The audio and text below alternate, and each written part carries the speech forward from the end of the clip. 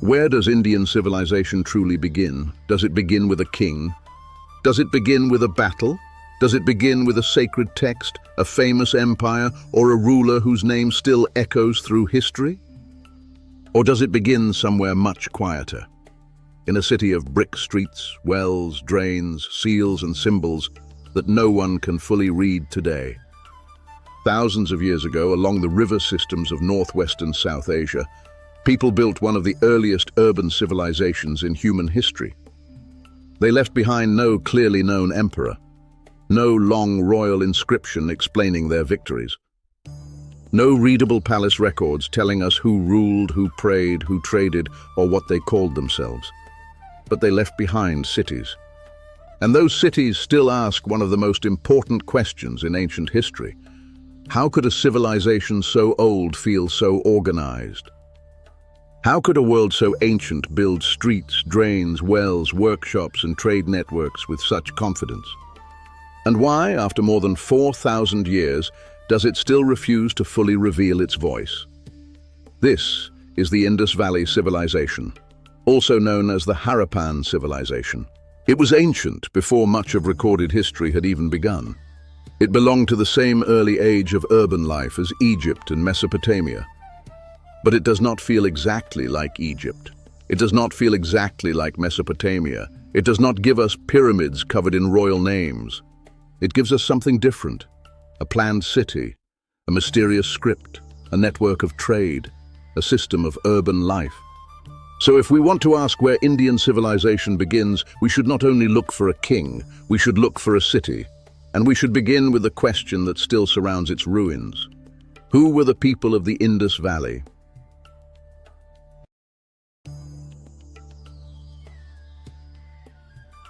To understand the Indus Valley civilization, we have to begin with water, not with a throne, not with a battlefield, but with rivers. The Indus River and its surrounding river systems shaped one of the great landscapes of early civilization. Rivers made farming possible. They connected settlements. They gave people routes for movement, exchange, and communication. They made it possible for villages to grow, for towns to form, and eventually for cities to rise. In ancient Egypt, the Nile gave life to a civilization that built pyramids and temples. In Mesopotamia, the Tigris and Euphrates supported cities. And in South Asia, the Indus world developed its own answer to the great question of early human history. How do people live together in large, organized communities? The answer was not simple. It required food, it required water, it required planning, it required craft skills, it required exchange. It required shared habits. It required systems that could work not just for one family or one village, but for thousands of people. The Indus Valley Civilization was one of the great early urban civilizations. The two most famous sites are Harappa and Mohenjo Daro. Harappa gives the civilization one of its names. Mohenjo Daro gives us one of its most powerful images, a city of brick, a city of streets, a city of drains. But here is the mystery. Because this civilization was not discovered through its own readable stories, it was discovered through ruins, through bricks, through seals. In many ancient civilizations, history begins when a king tells us who he was. In the Indus Valley, history begins when the city itself is the message. In many ancient civilizations, history begins when a king tells us who he was. In the Indus Valley, history begins when the city itself is the message. Imagine walking into Mohenjo Daro around 4,500 years ago.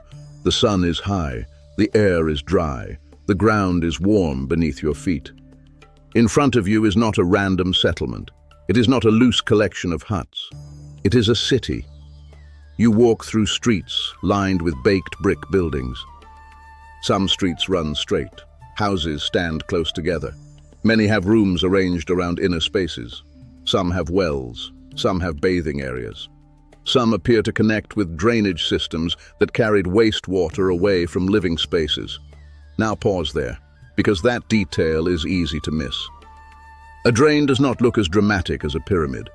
A well does not look as famous as a temple. A bathroom does not seem as exciting as a royal tomb. But in the history of civilization, these things matter deeply.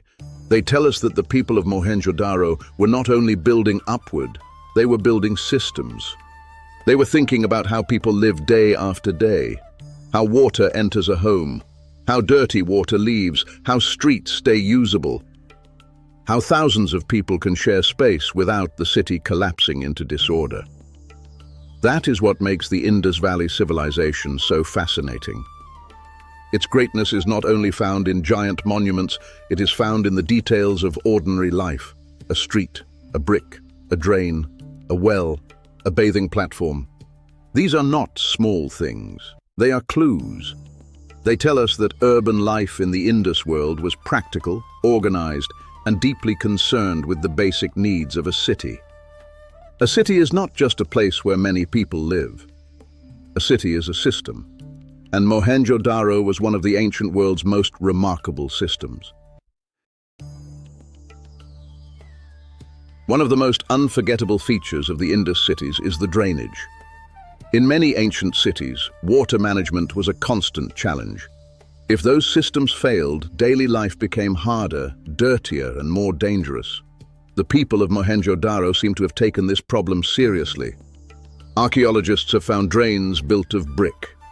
This may not sound like the most dramatic discovery, but it is evidence of a social agreement. Someone had to design it. Someone had to build it. It means city life required cooperation. It required rules. It required shared expectations. It required people to think beyond their own doorway.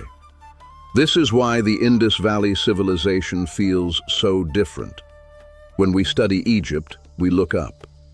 When we study the Indus Valley, we look down, at streets, at drains, at bricks. And those hidden systems may tell us more than a palace would. A palace tells us about rulers. A drain tells us about a city. A palace tells us where power lived. A drain tells us how everyone lived.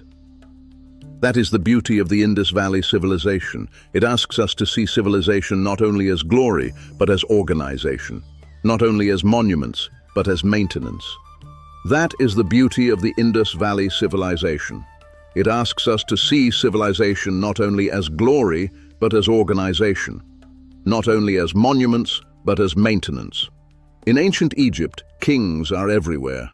Their tombs rise above the desert. Their faces appear in statues and reliefs. Power announces itself. In Mesopotamia, rulers speak through inscriptions. They boast of temples, walls, victories, and divine favor. Power wants to be remembered. But in the Indus Valley, power is harder to see. We have cities, we have planning, we have standardized bricks, but we do not have clear royal palaces. We do not have giant statues of warrior kings. We do not have long, readable inscriptions saying, "I conquered this land." This does not mean they had no leaders. It means we cannot easily identify them. Maybe there were kings, maybe there were priestly authorities, maybe there were merchant elites or councils. We do not know. The Indus Valley Civilization may not shout the names of its rulers, but it whispers the presence of organization everywhere. In the street, in the seal, in the brick. The Indus Valley Civilization may not shout the names of its rulers, but it whispers the presence of organization everywhere. In the street, in the seal, in the brick. Then there are the seals, small objects, carefully made, easy to hold in the hand, but impossible so far to fully understand. Many Indus seals show animals, bulls, elephants, rhinoceroses.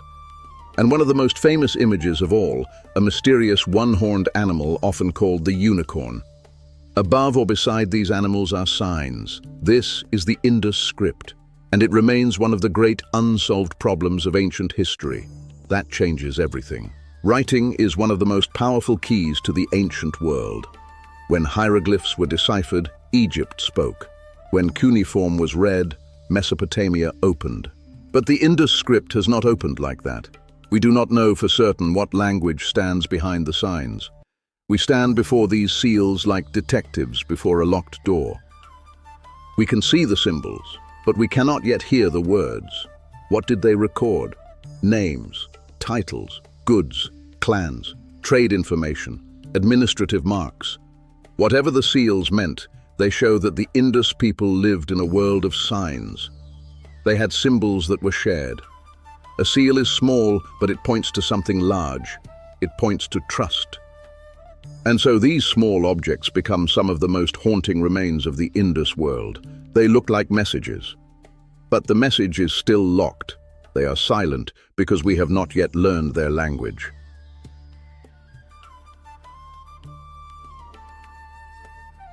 The Indus Valley Civilization was not isolated. It belonged to a wider Bronze Age world. Its people made goods. They traded across distance. The Arabian Sea was not just water at the edge of the map. It was a route, a path, a connection. Goods could move along land routes and sea routes. Ideas could travel with merchants. In Mesopotamian records, scholars have often connected a place called Meluha with the Indus region. The Indus world was part of long-distance exchange. This matters because civilization does not grow only from farming. Cities need more than food.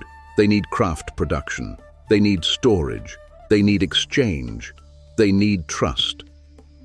A bead made in one place might be carried far away. A weight used in one market might help create confidence in another. A seal pressed into clay might identify a shipment. This was not modern globalization. It was slower. But it was real. The Indus Valley Civilization lived in a connected world. They were participants in a much larger network of ancient exchange. And this helps explain why the civilization deserves to stand beside Egypt and Mesopotamia, not because it copied them, but because it reached a similar level of complexity in its own way, its own mystery. One of the quiet signs of sophistication in the Indus Valley Civilization is standardization. This word may not sound exciting, but in ancient history, it is extremely important. Bricks were often made in consistent proportions. Weights show standardized systems. Craft objects show skill, repetition, and shared techniques. Urban layouts show planning. These details reveal something powerful. They reveal shared rules. A weight system means trade depends on agreed measures. The Indus Valley Civilization had this shared grammar of life. And yet the question remains, who created these standards? Who checked the weights? Who decided how streets should be arranged? We can see the system, but we cannot fully see the people who directed it. That is the strange power of the Indus Valley. Its organization is obvious. Its rulers are hidden. Its cities are visible. Its voice is locked. Its influence is deep. Its story is unfinished. Every brick is a clue. Every seal is a clue. Every drain is a clue. One of the most famous structures at Mohenjo Daro is often called the Great Bath. It is a large brick-built water tank carefully constructed with steps leading down into it. When people see it, they immediately ask a question. What was it for? Was it used for ritual bathing? Was it connected to purification? Was it a public space? Or a ceremony we no longer understand? We must be careful. We cannot open a book and read a prayer. But the structure itself suggests that water mattered. Not only as a practical resource, perhaps also as a social or symbolic one. Across many cultures, water is more than water. It cleans, it renews, it marks transitions. In later South Asian religious traditions, water would become deeply important in ritual. But we have to be cautious about drawing a straight line. The past is layered. Change is also real. Still, the Great Bath remains one of the most powerful images of the Indus world. It is a question built in brick.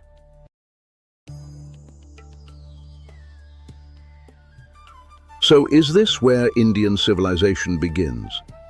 If we mean the first known major urban civilization, then the Indus Valley Civilization is the essential starting point. It proves that the deep history of the region is ancient, very ancient. But history is not a straight road. One civilization does not simply become another without change. The Indus Valley Civilization declined. Later cultures emerged, languages changed, new kingdoms rose, new social worlds appeared. The India of later history was shaped by many layers: Indus cities, regional cultures, Vedic traditions, kingdoms, empires, trade routes. The Indus Valley Civilization is one of the deepest foundations. It is the first great urban chapter. It tells us that before the famous empires, before the great philosophical traditions, South Asia had already produced a civilization of astonishing complexity. This changes how we imagine Indian history. We should not begin only with kings. We should begin with people building cities beside rivers, people firing bricks, people designing drains, people carving seals, people creating symbols that still challenge the modern world. That is why the Indus Valley Civilization is such a powerful opening episode. Why is Indian civilization so old? Because its roots reach back to one of humanity's earliest urban worlds.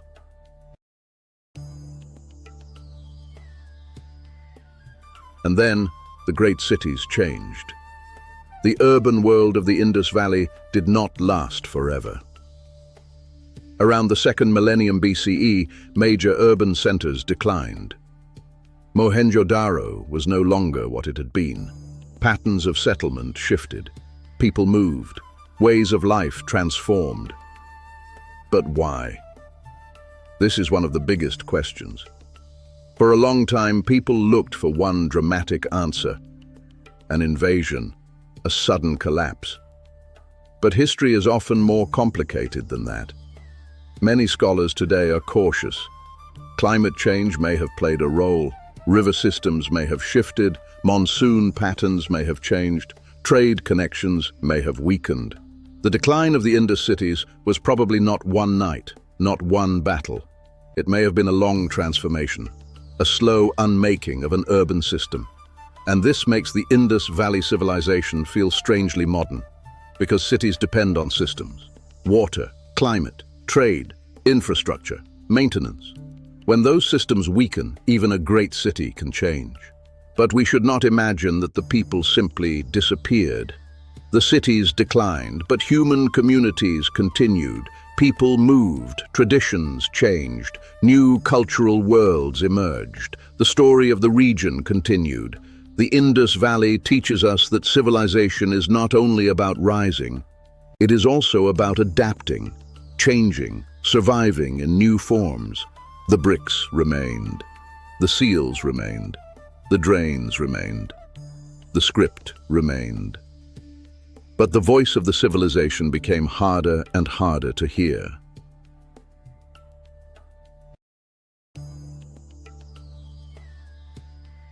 Today, when we look at Mohenjo Daro or Harappa, we are not only looking at ruins, we are looking at a question.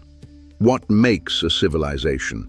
Is it a king? Is it an army, a palace, a temple, a written record we can read? Or can civilization also be found in a street plan, in a covered drain, in a carefully made brick, in a seal small enough to fit in your hand? The Indus Valley Civilization challenges our expectations. It had no known pharaoh, no readable epic, no clearly identified emperor, and yet it built one of the world's earliest urban civilizations. It created planned cities. It managed water. It traded across long distances. It used symbols that still resist translation. And then it left us with silence. Not an empty silence, a meaningful silence. The silence of a locked script, the silence of vanished names, the silence of streets where people once walked, worked, washed, traded, cooked, argued, prayed, and dreamed. This is where the story of Indian civilization can begin, because this world proves how deep the roots go. Before India became known for great religions, philosophies, and empires, there was already an ancient urban civilization on the subcontinent. A civilization of rivers, a civilization of brick, a civilization of drains and seals, a civilization that belongs beside Egypt and Mesopotamia, a civilization that still keeps its greatest secret. The Indus Valley Civilization does not give us all the answers. but it gives us the perfect beginning. Because sometimes the first chapter of history is not a loud victory. Sometimes it is a mystery buried under dust, a city without a readable voice, a seal without a translation, a river that remembers more than we do, and a question that still waits for us. Where did Indian civilization begin? Maybe it began here, in the streets of a city already ancient before much of recorded history had even begun.